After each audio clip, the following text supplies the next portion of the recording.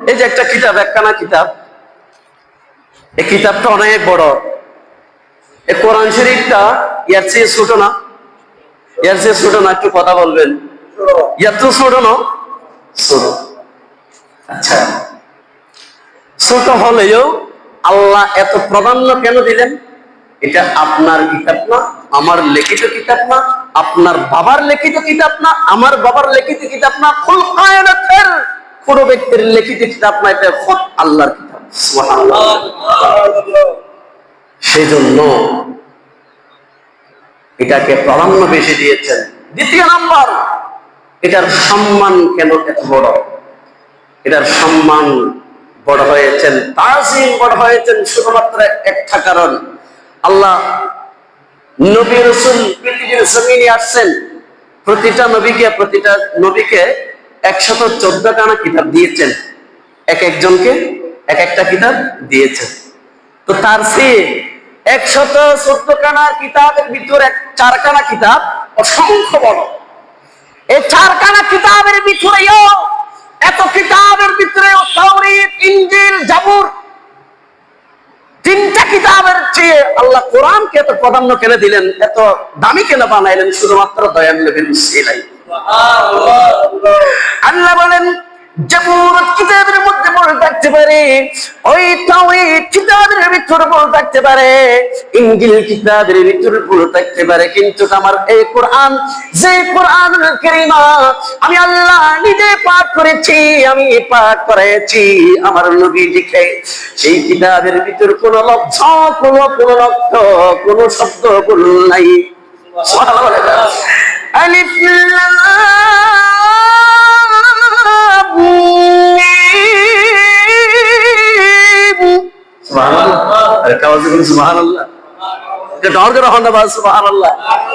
কোরআন শরীফ শুনতে ভালো না লাগে? গরম মজা ফরন না? গরম ফরন না? গরম সকালে নামাজ যখন শেষ হয়ে গেল, ইমাম সাহেবের পিছনে যখন নামাজ আদায় করলাম, কোরআনের উপর ইমাম সাহেব যেই আয়াতের, যে আয়াতগুলি পড়ে, সূরা হাশরের আয়াতগুলি পড়ে, আয়াতগুলো পড়ার পরে মুনাজাত করে দেয়, মুনাজাতের পরে যখন যারা যারা ঘরের মধ্যে যায়, কেউ যায় ঘুমানোর জন্য, কেউ যায় বিদেশি কম্বল জাপানের জন্য, আর কেউ কি করে জানেননি? কোরআনুল কারীম অনেক বছর দেখা হয় নাই, কোরআনের সাথে সম্পর্ক হয় নাই। সেই ব্যক্তি বলল, আল্লাহ দুনিয়াতে আপনি আমাকে বানিয়েছেন, যে একটা কিতাব দিয়েছেন, সেই কিতাব তো কোনোদিন দেখি নাই। ও আল্লাহ, একটুখানি ধরে দেখি না। দরজার পাশে যখন চেয়ার নিয়ে বসে বসে যখন আপনি পাঠ করবেন, আল্লাহ বলেন, তার জন্য আমি, যিনি কোরআন শরীফ তেলাওয়াত করতেছে, তার জন্য আমি রহমতের ছায়া, রহমতের ফেরেশতা ব্যবস্থা করে দিলাম। সে করে সুবহানাল্লাহ। যালিকা কিতাবুনা রাইবা ফীহি। সুবহানাল্লাহ। কত সুন্দর! আমার কণ্ঠ হয়তো সুন্দর না থাকলে কোরআনের আয়াত সুন্দর, কোরআনের মর্যাদা তো সুন্দর, কোরআনের মান তো সুন্দর, কোরআনের লেখা সুন্দর, কোরআনের শব্দ তো সুন্দর, কোরআনের তর্জমান তো সুন্দর। এই পৃথিবীর জমিনে হাজার মানুষকে যদি কষ্ট করা হয়, যুবক, এই বৃদ্ধা বাবা, আপনাকে তো একটা চাবি দিয়েছিল, জান্নাতের চাবি দিয়েছিল, সেই জান্নাতের চাবিকে কোনোদিন খুলে দেখেছিলে? এত ময়লা হয়ে গেছে, চাবিতে যখন ময়লা এসে যায়, তালার কলা যায়? কথা বলে না, তালার কলা যায়? তালার ন খুলে, তালার ন খুলে।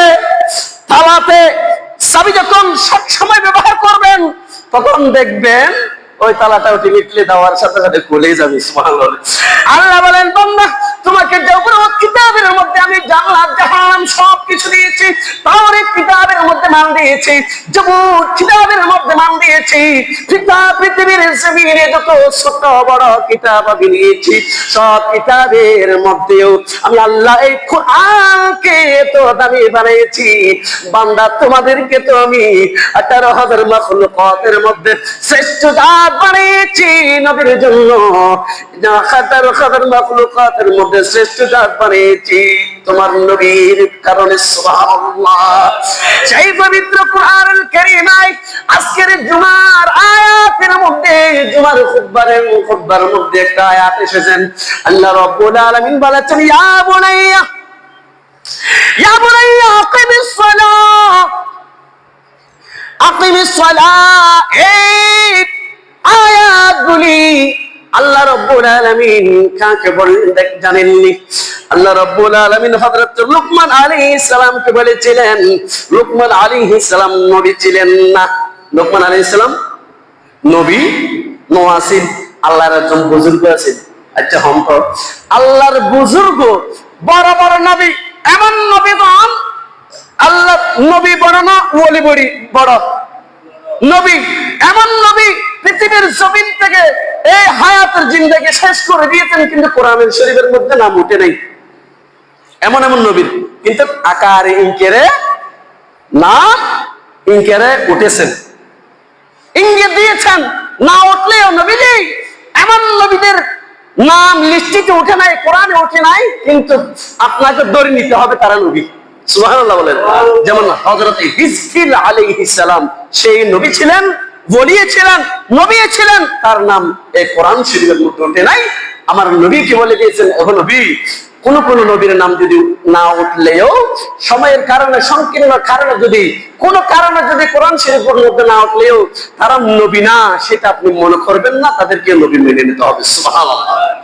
সেই জন্য হযরত লুকমান আলাইহিস সালামকে একটা কথা বললাম, ইয়া লুকমান আলাইহিস সালাম, আপনাকে খিদমত দিলাম, আপনাকে সম্পদ দিলাম, আপনাকে কুল কিয়ামতের মধ্যে বুজুর্গ বানাইলাম, আপনার যে চাইতো সেই চাইতো আমি পূরণ করলাম।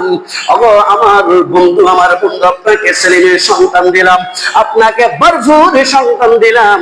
আপনার সন্তানদেরকে আপনি বলে দিবেন, নামাজ সম্পর্কে তাকিদ দিবেন, হাল সম্পর্কে তাকিদ দিবেন, আপনার পিতা মাতা সম্পর্কে তাকিদ দিবেন। ওগো নবী, আমার বন্ধু, আপনার জন্য আমি একটা সূরা নাযিল করে দিলাম, আপনার পরিবারের উপর একটা সূরা নাযিল করে দিলাম। আল্লাহ বলেন, বান্দা, আমি কোন নবীদের এমন নবী, গেজওয়াট ব্যক্তি নবী, একেবারে নবীদের এমন নবীদের কথা আমি উল্লেখ করে নাই। শুধুমাত্র আপনি একজন বুজুর্গ বলে হিসেবে আপনাকে এত হিকমত দেওয়ার পরেও আপনার নামে আমি পবিত্র কোরআনুল কারীমের একটি সূচনা শুরু, একটা সূরা নাযিল করে দিয়েছি। সুবহানাল্লাহ। সূরাতুল লুকমান 21 পারায় 10 পৃষ্ঠায় সূরা লুকমানের আয়াত সূচনা শুরু। 11তম পৃষ্ঠার মধ্যে হযরত লুকমান আলাইহিস সালাম এই তাকিদ আল্লাহর পক্ষ থেকে পাওয়ার পরে হযরত লুকমান আলাইহিস সালাম বলতে লাগলেন, ইয়া বুনাইয়া, হে আমার সন্তানগণ, আকিমিস সালাহ, নামাজ কায়েম করো। এটা দেওয়ার কারণ কি জানেন? আপনাকে এখান থেকে, আমাকে, পূর্বপুরুষ যারা আসছে সবাইকে এই সূরা লুকমান, হযরত লুকমান আলাইহিস সালামের তাকিদ থেকে, ইঙ্গিত থেকে, শিক্ষা থেকে আমাদের কুল কায়নাতের সবাইকে শিক্ষা নেওয়ার জন্য, যেন বাবা সন্তানকে বলে, ইয়া বুনাইয়া, হে আমার সন্তান, আকিমিস সালাহ, নামাজ কায়েম করো। এটাই বুঝাতে চেয়েছেন। এখন লম্বা আয়াত, অনেক লম্বা আয়াত, শুধুমাত্র ইয়া বুনাইয়া আকিমিস সালাত থেকে সংক্ষিপ্ত আকারে আজকের জুমার আলোচনা থেকে ইনশাআল্লাহ দুই একটি কথা বলবো। তো আল্লাহ এই নির্দেশনা পেয়ে হযরত লুকমান আলাইহিস সালাম যদি তার সন্তানকে যদি বলে, ইয়া বুনাইয়া আকিমিস সালাত, তুমি নামাজ কায়েম করো, নামাজ কায়েম করো বা নামাজ পড়ো। আচ্ছা, তাদের এত আল্লাহর বুজুর্গ বানার পরেও তারা সন্তানদেরকে বলেছিল, বাবা ফজরের নামাজের আজান হয়েছে, তুমি ঘুম থেকে উঠো, জাগ্রত হও, মসজিদে চলে যাও। হাজারের মধ্যে একজন বলেছে কিনা আমি জানি না, 1000 মানুষের ভিতর একজনও হই কিনা। এখন যদি জিজ্ঞেস করি, বা ফসল নয় আঙ্কেল, ও দাদা, ও মুরব্বী, অনেকেই ফজরের নামাজ তারা তো গুজরে গিয়ে গই, অনেকেই ফজরের নামাজ আল্লাহ বলি অনার ফুয়ারে ডাকে দিও না, অনার বউ কলরে ডাকে দিও না, কেউ হইতে পারিব না। মায়ের ডরে ওটা বাজে হাম ফলরে ডাকিলি ওফর মুক্ত নুসন আইলে হইলে তুই ফর কইছ না খবরে না ভাই খবরে না হয় তুই ফর কইছ না তোর কোথার তুই ডাক আর কোথার আগুন দেখি এলে বহুত ফল দেখি আর বহুত সন্তান দেখি বালা হাজ আল্লাহ যেতে আহ্বান করিবেন এদিন মরিব 10 খান হতা ফুলম করিব অথচ সেই আপনার ছেলে উঠনা উঠক মসজিদ না আসুক নামাজ না পড়ুক কিন্তু আপনাকে বাঁচতে হবে কেন ইয়া আইয়ুহাল্লাযীনা আমানু কু আনফুসাকুম ওয়া আহলিকুম নারা সুবহানাল্লাহ। এই যুবক আল্লাহ বলেন এই আমার বাংলা বাংলারি শোনো শোনো, তুমি নামাজ পড়লে হবে না, তুমি রুকু দিলে হবে না, তুমি সিজদা দিলে হবে না। কেন কেন জানোনি? তুমি জাহান্নামের আগুন থেকে বাঁচলে হবে না। তুমি নিজেই মাত্র তোমার সন্তান, তোমার আহলে পরিবার পরিজন ছেলে মেয়ে সন্তানদেরকেও জাহান্নামের আগুন থেকে তুমি তাদেরকে আহলে পরিবারদেরকেও বাঁচাও। সুবহানাল্লাহ। আল্লাহ যদি হযরত লুকমান আলাইহিস সালামকে যদি এই শিক্ষা দেওয়ার পরে হযরত লুকমান আলাইহিস সালাম শিক্ষার মাধ্যমে কুল কায়নাতের আল্লাহর নবীজির দু জাহানের বাদশা নবীর উম্মতগণদেরকে এই শিক্ষা দিয়েছেন, সেই শিক্ষা আমাদেরকে প্রত্যেকজনকে ফরজ মনে করে নিতে হবে। ফরজের উপর যদি কোনো ফরজ থাকে সেইটাই মনে করতে হবে। কেন জানেননি? আল্লাহ রাব্বুল আলামিন পবিত্র কুরআনুল কারীমের ঘোষণা অনুযায়ী আপনাকে পড়তে হবে নামাজ, আমাকে পড়তে হবে নামাজ, আপনাকে সিজদা দিতে হবে, আমাকে সিজদা দিতে হবে। কিন্তু এই কথা যদি অমান্য করলে আপনি কাফের হিসেবে মারা যাবেন। কাফের হিসেবে মারা গেলে সেই কোথায়? জাহান্নাম। সেই জন্য এই আয়াত থেকে হযরত লুকমান আলাইহিস সালাম ভালো কাজ করার জন্য শিক্ষা দিয়েছেন। ভালো কাজের মধ্যে অসংখ্য ভালো কাজ রয়েছে। এই জুমার এই মাসের জিলকত মাসের প্রায় শেষ প্রান্তে এই মাসের মধ্যে হাজার হাজার ধনী ব্যক্তি হজ্জের মধ্যে যাবে। এই ধনী ব্যক্তিরা হজ্জের মধ্যে যাবে, হজ্জের যাওয়ার জন্য নিয়ত করবে, প্রিপারেশন নিয়ে নেবে। বলবে কিছুদিন পরে হজ্জের জন্য আমাকে এই পৃথিবীর মায়ের আদর ছেড়ে, বাবা ছেলে সন্তানদের আদর মায়া মহব্বত ছেড়ে হজ্জের জন্য চলে যাইতে হবে। প্রিপারেশন নিচ্ছে কি নেবে যতদিন থাকবে ততদিন পর্যন্ত সেই বাদ গোছায়া নিচ্ছে হজ্জে যাওয়ার জন্য। এখন আমরা জানি হজ্জের আলোচনা আমরা অনেক শুনেছি, হজ্জের আলোচনা আমি সেইখান থেকে আমি কতগুলি গুরুত্বপূর্ণ সংক্ষিপ্ত আকারে গুরুত্বপূর্ণ যে খান চাইলে যে কানে আমাদের অনেক ফজিলত বরকতময় রয়েছে। একজন হাজীকে যদি জিজ্ঞেস করি, হাজী আপনি যখন হারে কাবায় প্রবেশ করবেন আপনি কোন জায়গায় যাবেন? সেই বলতে লাগলো আমি হারে কাবায় কিছুক্ষণ অবস্থান করবো। বলে হারে কাবায় কোন জায়গাতে যাবা? হারে কাবায় কি আমরা তাওয়াফ করব, এটাই বলবে। তাওয়াফ করার পরে আমি মুজদালিফা মিনা যাব, আরাফাতের জমিন যাব। হজ্জের অংশের মধ্যে যদি হজ্জের অংশের মধ্যে হারে কাবায় যাওয়া, আরাফাতের ময়দানে যাওয়া, শয়তানকে দ্বারা নিক্ষেপ করা, এগুলো বরকত নয়। মদিনাতুল মুনাওয়ারা যাওয়া এটা বরকত নয়। কিন্তু সেই কানে দুইটা বস্তু সম্পর্কে আমরা জানি না। যেই বস্তুগুলি আমাদের জন্য হাসরের কিয়ামতের মাঠে নেজাতের ওসিলা হিসেবে অবস্থান করছে, সেইগুলি আমরা যদি জানতে পারতাম আমরা কখনো কোনোদিন দৃশ্যগুলো না দেখে কখনো আসতাম না, ঠিক কিনা? সালাতুন ইয়া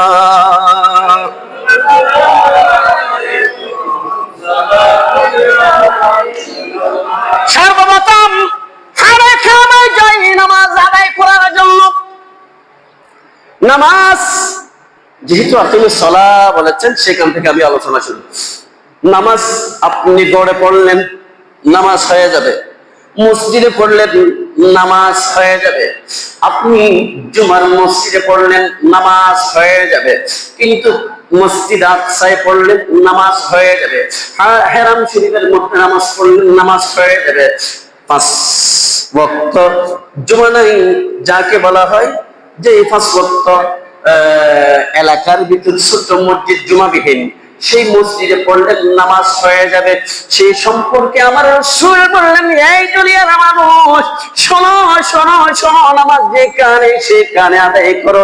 কিন্তু যদি তুমি জানতে নামাজ কোন জায়গায় গিয়ে নামাজ পড়লে তুমি সওয়াব বৃহত্তম ভাবে বেশি বেশি সওয়াব পাবে, সেইটাই যদি উম্মত তুমি জানো, কোনদিন সেই যে কানে সে কানে নামাজ পড়তা না। কেন কেন কেন?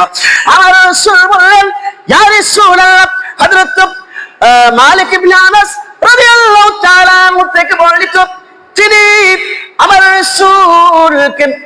রাসূল সাল্লাল্লাহু আলাইহি সাল্লামের এই হাদিস কেনা হযরত মালিক ইবনে আনাস রাদিয়াল্লাহু তাআলা বর্ণনা করলেন। আমার রাসূল বললেন, আমার রাসূল সাল্লাল্লাহু আলাইহি ক্বালা রাসূলুল্লাহ সাল্লাল্লাহু আলাইহি ওয়াসাল্লাম, সালাতুর রাজুলি ফি বাইতি বিসালাতি রাজুলি ফি বাইতি বিসালাতি। তুমি তোমার ঘরে নামাজ পড়েছো, তুমি তোমার ঘরে নামাজ পড়েছো, এক রাকাত নামাজের সওয়াব। সুবহানাল্লাহ। এক রাকাত নামাজের সওয়াব। দ্বিতীয় নাম্বার, ওয়া সালাতুহু ফি মাসজিদিল কবাইলি বি25 সালাহ। দ্বিতীয় নাম্বার, তুমি তোমার গোত্রের মসজিদে নামাজ আদায় করেছো, তুমি তোমার গোত্রের মসজিদে নামাজ আদায় করেছো। 25 ওয়াক্ত নামাজের 25 রাকাতের সওয়াব আপনি পেয়ে যাবেন। ঘরে নামাজ পড়া, মসজিদে নামাজ পড়া বেশ কম আছে কিনা? আর চাওয়াজবিল্লাহ আছে কিনা? আমার রাসূল বললেন, হ্যাঁ উম্মতরা রে, তুমি ঘরের মধ্যে যেমনি তোমার ইচ্ছা কিছু ভাবে তোমার মন চাইতো তুমি নামাজ পড়ে নিয়েছো, দোষ না, কিন্তু সওয়াবের মধ্যে বেশ কম আছে। দিদাই আজকে বাংলার জমিন থেকে হজ্জে গিয়ে 1 লক্ষ রাকাতের নামাজ পাওয়ার জন্য দূরে দূরে লক্ষ লক্ষ টাকা খরচা করে, ঠিক কিনা?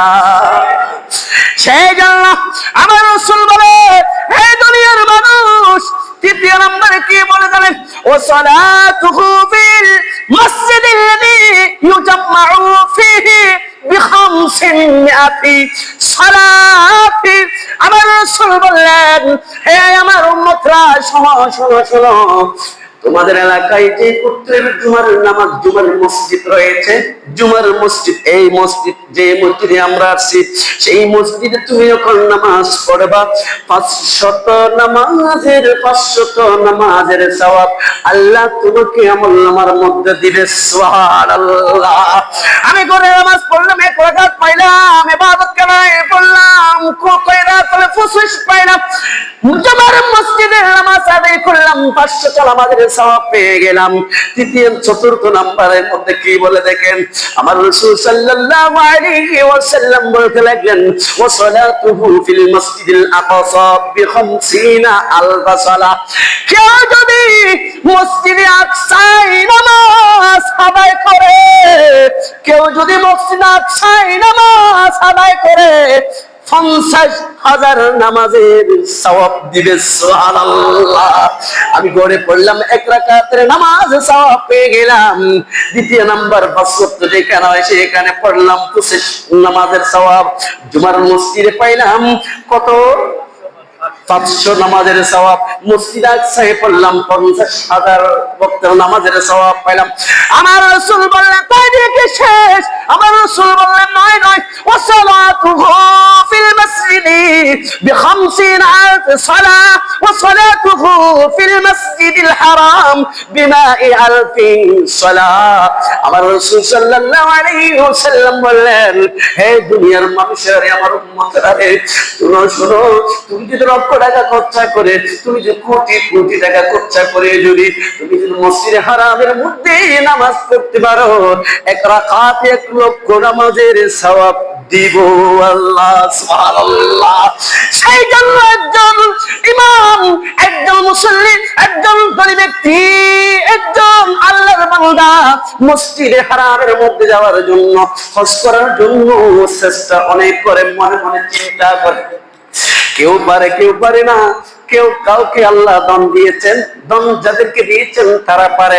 সেই জন্য তো আল্লাহ রাব্বুল আলামিনের হাবিব বললেন, ও দুনিয়ার মানুষেরা রে, আল্লাহর কোরআনের আয়াত আল্লাহ রাব্বুল আলামিন বললেন, ও দুনিয়ার মানুষেরা রে, যাদের সামর্থ্য থাকবে তাদের উপর আমি ফরজ করলাম, যাদের সামর্থ্য নেই তাদের জন্য আমি ফরজ করে নাই। সুবহানাল্লাহ।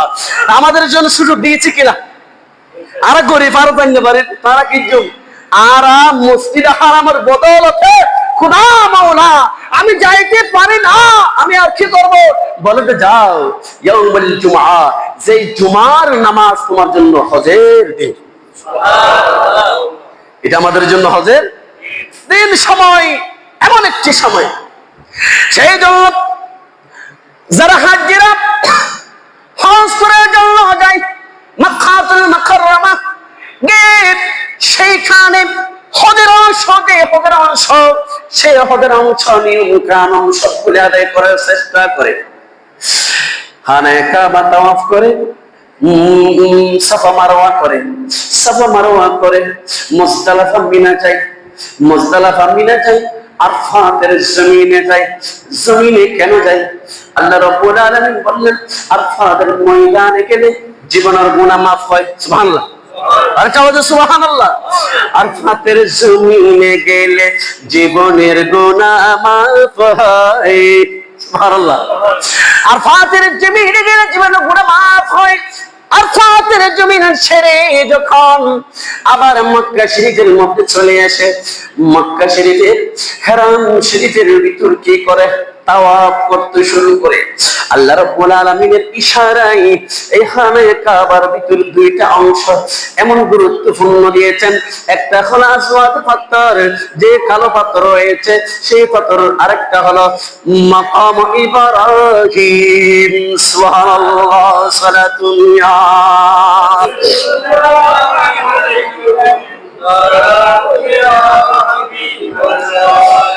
আমার রাসূলকে জিজ্ঞেস করল, ইয়া রাসূলুল্লাহ, ইয়া হাবিবাল্লাহ, মসজিদ আকসা, মসজিদে হারাম শরীফ কতটুকু, কোনটা আগে? আমার রাসূল বললেন, এই হাদিস কেন হলো হযরত আবু যর গিফারি রাদিয়াল্লাহু তাআলা আমার রাসূলকে, ইয়া রাসূলুল্লাহ, মসজিদ আকসা আর মসজিদ হারাম কতদিন ব্যবধান রয়েছে একটুখানি বলবেন? আমার রাসূল বললেন 40 বছর ব্যবধান। সুবহানাল্লাহ। মসজিদ আকসা আগে না মসজিদ হারাম আগে? এটা যখন জিজ্ঞেস করলো আমার রাসূল বলল মসজিদ হারাম আগে, মসজিদ হারাম আসার পরে মসজিদ আকসা 40 বছর পরে আছে। বিশাল হাদিস শরীফ, আমি সেই দিকে যাচ্ছি না। এবার আরেকটা হাদিস আমি আপনাদেরকে শোনাই। আনাস বিন আব্বাস রাদিয়াল্লাহু তাআলা রাইসুল মুফাসসিরিন, হযরত আব্বাস রাদিয়াল্লাহু তাআলা তিনি বলতে লাগলেন, আমার রাসূল সাল্লাল্লাহু আলাইহি ওয়াসাল্লাম ইরশাদ করেন, নিশ্চয় আল্লাহ তাআলা যেই খানায়ে কাবার ভিতর যে পাথর ঢুকাই দিয়েছে, যে পাথর জান্নাত থেকে কিছু পাথর জান্নাত থেকে আসছে, এর ভিতর একটা হলো আসওয়াদ পাথর, আরেকটা হলো মাকাম ইব্রাহিম। আসওয়াদ পাথর খানি আমাদের জন্য কি লাভ? আমি হজের অংশ এগুলো সবার থেকে শুনি, হজের অনেক অংশ আমরা সবার থেকে শুনি, শুধুমাত্র দুইটা ফজিলত আমরা বলবো। আমার রাসূল বললেন, এই দুনিয়ার মানুষ, তুমি হজের মধ্যে গিয়েছো, ছোট্ট পাথর করে তুমি দেখছো কিনা, জানো কিনা? আমার রাসূল বললেন, হে দুনিয়ার মানুষ, ছোট একটা কালো পাথর যেই খানায়ে কাবার মধ্যে দিয়ে লাগাই দিয়েছেন, সেই পাথর কি জানোনি? এটা হলো তোমাদেরকে চেক করে, তোমাদের জন্য তোমাদেরকে চেক করে। কিভাবে চেক করে? একটা মসজিদে যখন মুসল্লিরা আসতে শুরু করে, দুইজন ফেরেশতা দুইখানে দাঁড়িয়ে থাকে, কে আগে আসছে কে পড়ে গিয়েছেন এটাই লিখতে থাকে।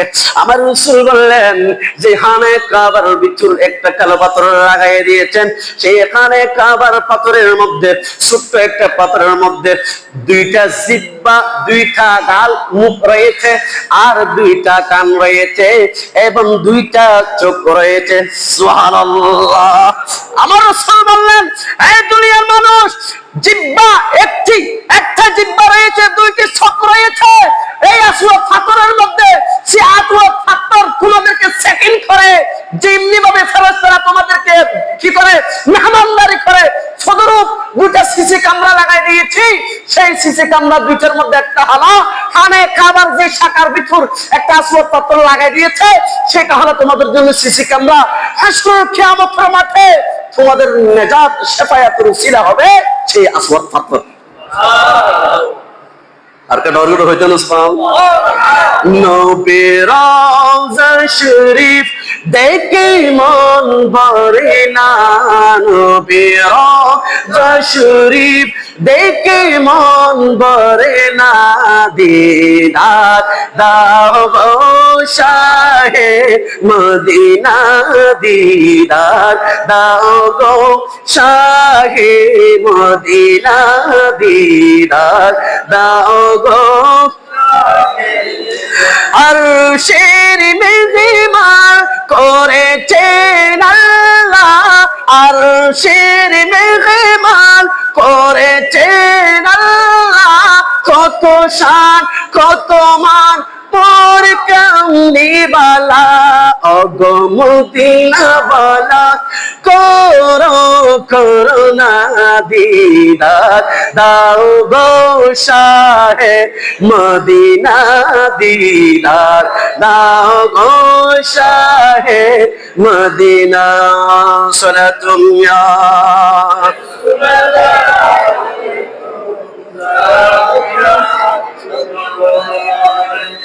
মুহাম্মাদের নাম জপেছিলে বুলবুলি তুই আগে, মুহাম্মাদের নাম জপেছিলে বুলবুলি তুই আগে, তাই কিরে তোর কোটের মোহাব্বত, তাই কিরে তোর কোটের মন এমন মধুর লাগে, মুহাম্মাদের নাম জপেছিলে বুলবুলি তুই আগে।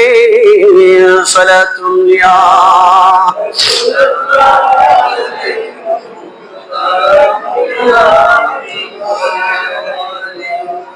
হযরত আব্দুল্লাহ ইবনে আব্বাসের থেকে বর্ণিত আমার নবী করিম সাল্লাল্লাহু আলাইহি ওয়াসাল্লাম বলেছেন, قال رسول الله صلى الله عليه وسلم إن لهذا الحجر لسانا وشفتين يشهد لمن তালামাহু ইয়াউমাল কিয়ামাতি বিহাক্কি।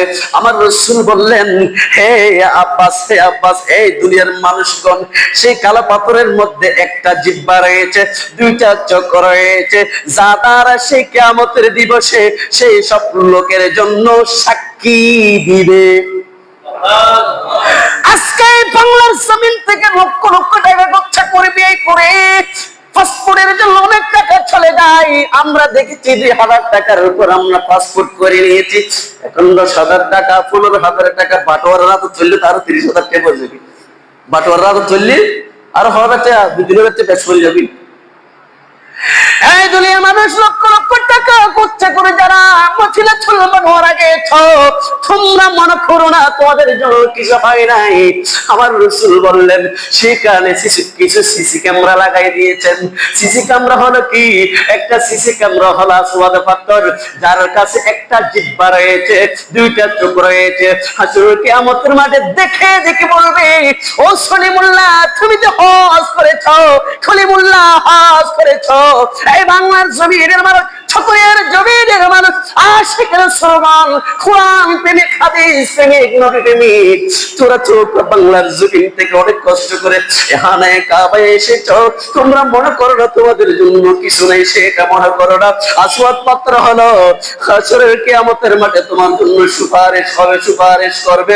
সেইটা কিয়ামত পর্যন্ত, যতক্ষণ পর্যন্ত কুল্লু মান আলাইহা ফান হবে না, ততক্ষণ পর্যন্ত যারা যাবে তাদেরকে লিস্টিভুক্ত করে নেবে, নজরে আইন নজর করে রাখবে, নজরে করে রাখবে, দেখে রাখবে।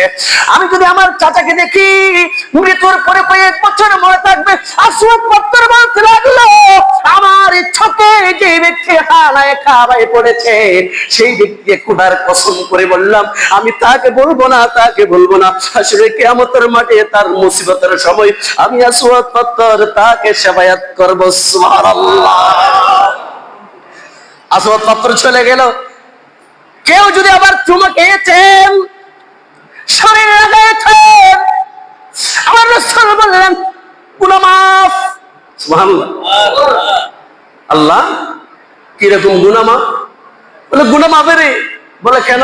যে জান্নাতের কয়েকটি টুকরা জান্নাত থেকে যে দুনিয়াতে এসেছেন, এগুলো তো আমার নবীদের কারণে এসেছে, মুহাব্বতে এসেছেন, তার উসিলাতে দিয়েছি। এগুলো কিয়ামত পর্যন্ত থাকবে। এগুলো কেন দিয়েছি জানো? আমার বান্দা বান্দারি যারা গুনাহগার থাকবে, তারাই যদি একবার কোনোভাবে যদি গিয়ে যদি চুমা লাগাইতে পারে, গুনাহ মাফ। সেই জন্য তো রেখেছি আমি। এক নম্বরে চলে গেল। দ্বিতীয় নম্বর যাকে বললাম মাকাম ইব্রাহিম, যে পাথরের মধ্যে হযরত ইব্রাহিম খলিলুল্লাহ দাঁড়িয়ে খানে কাবা সম্পূর্ণ করার পরে দেখতে ছিল ছাদের উপর উঠে এঙ্গর উড়িয়ে রেয়া সাইদ খানে কাবার উপর ক্যান ক্যান গরম করে আরো বিভিন্ন রাওয়ায়াত আছে। আরেকটা নজর, যেহেতু সময় বেশি শুরু হয়ে ইব্রাহিম খলিলুল্লাহ এটা কোন জায়গা থেকে আনছেন? বলে যে এটা খুব আল্লাহ জান্নাত থেকে পাঠিয়েছেন। সুবহানাল্লাহ। এই মাকাম ইব্রাহিম কেন জানে? আমার রাসূল বললেন, হযরত আব্দুল্লাহ ইবনে ওমর থেকে বললেন, আমার রাসূল বললেন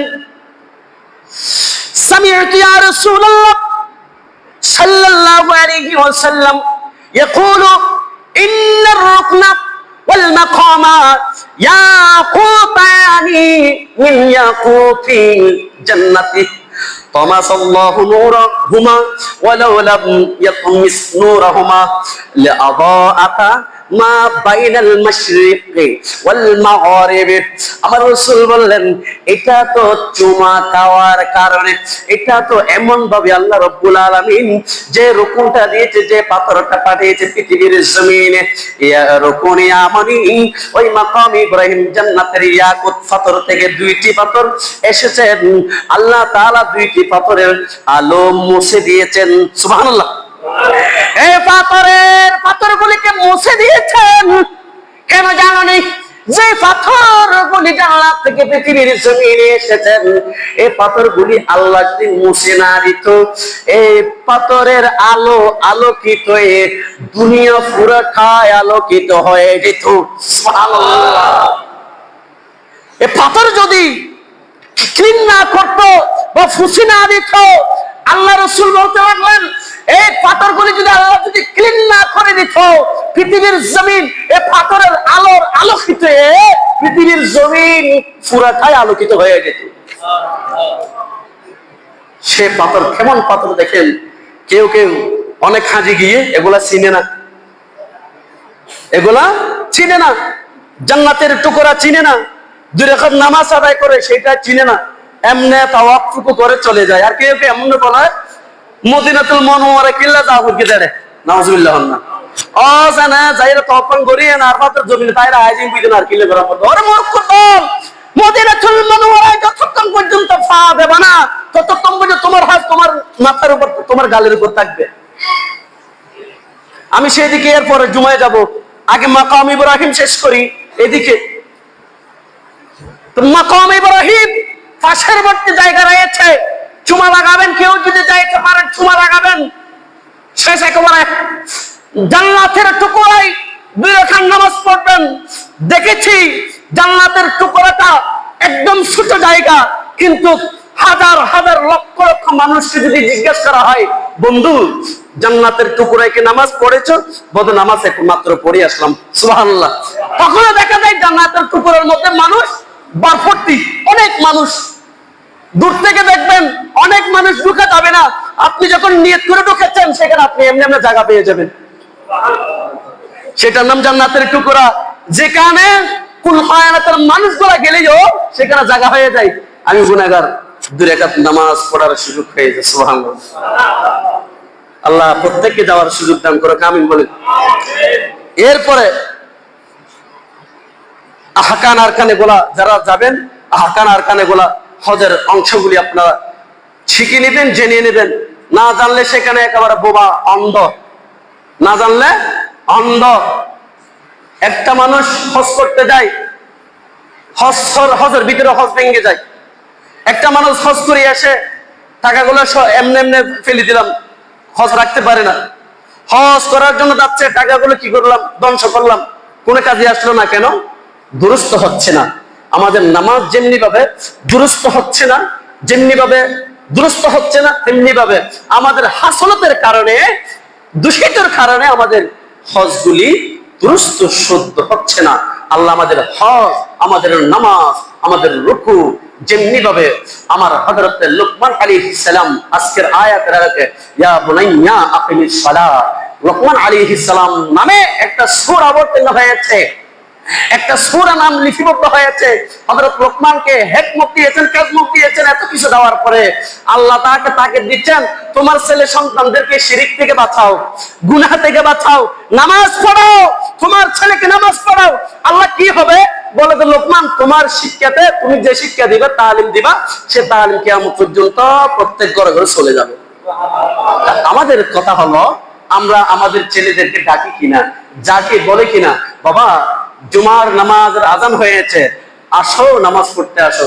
বাবা আপনি বাঁচতে পারবেন না, আমি বাঁচতে পারবো না, কেউ বাঁচতে পারবেন না, এটা আমার কথা না, এটা আল্লাহর কথা। ইয়া আইয়ুহাল্লাযীনা আমানু কু আনফুসাকুম ওয়া আহলিকুম নারা। বান্দা তুমি বাঁচলে হবে না, তুমি পড়লে হবে না, তুমি রুকু দিলে হবে না, সিজদা দিলে হবে না, তুমি হজ করলে হবে না, তুমি তোমার ছেলে সন্তানদেরকেও পড়াও, বলো তুমি শুধুমাত্র জাহান্নামের আগুন থেকে তুমি বাঁচলে হবে না। কু আনফুসাকুম ওয়া আহলিকুম নারা, ওয়া আহলিকুম বলতে তোমার পরিবার পরিজনকেও নারা, গুনাহের যেই জাহান্নামের গর্ত রয়েছে, জাহান্নামের গর্ত থেকে তুমি তাদেরকেও বাঁচাও। সুবহানাল্লাহ। আল্লাহ আমাদেরকে বুঝার আমল করার তৌফিক দান করুক, আমিন। কি বলেছিলাম? আসওয়াদ পাথর, মাকামে ইব্রাহিম, এই দুইজনের দি মাকাম ইব্রাহিমের হাতে রাখো। আসওয়াদ পাথর তো হওয়ান কি আছে আমার নামাতের একখান গাল আছে, হন না চকু আছে, দু আছে, ছাই থাকে হার হারায় সে ইতার এক নজরে ছাই রইয়ে, জিব্বে দিয়ে আল্লাহ দরবার থয় দিয়ে, চোখ দিয়ে ছাই রইয়ে, আল্লাহ হাসবে কিয়ামতের মাঠে প্রথম যাত্রা যাওয়ার সাথে সাথে মাকাম ইব্রাহিম তোর বাবতন, তোর ফিসাবতন, তোর ওকিলতন, জাজতন, বেরেস্তরতন শিক্ষা দেওয়া বইতো না, তালিম দেওয়া বইতো না, এবং সাক্ষী দেওয়া বইতো না।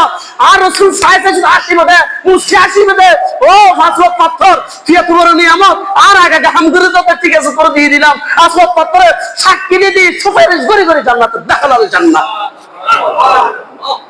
সেই আসওয়াদ পাথরের ফজিলত হাদিস শরীফ আল্লাহ আমাদেরকে বোঝার, প্রত্যেকটা আহকাম আরকান আমাদেরকে আমল করার তৌফিক দান করুক, আমিন বলেন। আজকের মাসালা, যারা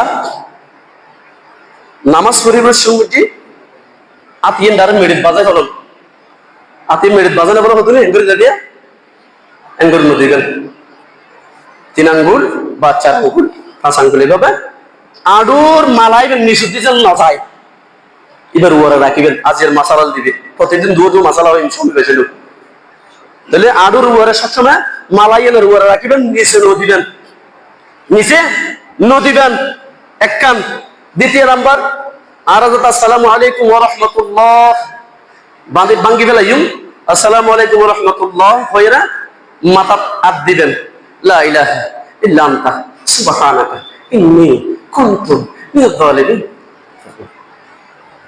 কালিমা তামজিদ করিবেন। আর নইলে আদ্যা সালাতু সালামু আলাইকা সাইয়্যিদি ইয়া রাসূলুল্লাহ, সালাতু সালামু আলাইকা সাইয়্যিদি ইয়া নবিয়াল্লাহ, সালাতু সালামু আলাইকা সাইয়্যিদি ইয়া রাহমাতুল আলামিন। কিছু না জানে দিতে আল্লাহ বিকল্প রাস্তা, এ দুয়া মাসালা আল্লাহ আরাবগুলো বুঝতে তৌফিক দান করুন, আমিন। সালাত নামাজ সুন্নাত করবেন।